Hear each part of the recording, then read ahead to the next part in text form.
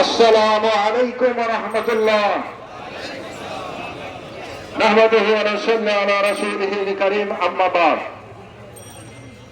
সংগ্রামী তাওহীদি জনতা, নিশ্চয়ই আপনারা অবগত আছেন এই বাংলার জমিনে মানুষের অধিকার প্রতিষ্ঠার সংগঠন বাংলাদেশ জামায়াতে ইসলামী যখন এই দেশের মানুষের অধিকার নিয়ে এই দেশে আন্দোলন করে যাচ্ছিল, বাংলাদেশ আওয়ামী লীগ 2006 সালে 28 অক্টোবর জামায়াত ইসলামীর এই জনগণের কাজকে তারা বরদাস্ত করতে পারে নাই,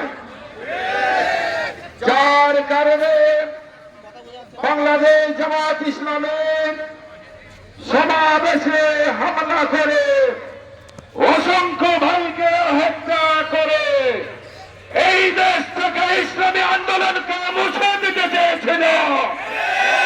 কিন্তু আজকে আমরা দেখতে পাচ্ছি তারা এই বাংলার জমিন থেকে মুছে দিতে বসেছে।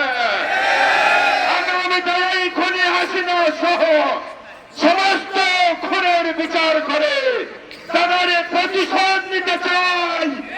এই দেশে ইসলামিক শাসন ব্যবস্থা প্রতিষ্ঠা করে এই বাংলার জমিন থেকে তাদেরকে উৎখাত করে আমরা সেই হত্যার প্রতিশোধ নিতে চাই ইনশাআল্লাহ। আল্লাহ আমাদের এই কাজে সহযোগিতা করুন। সকলকে ধন্যবাদ জানিয়ে আমার কথা শেষ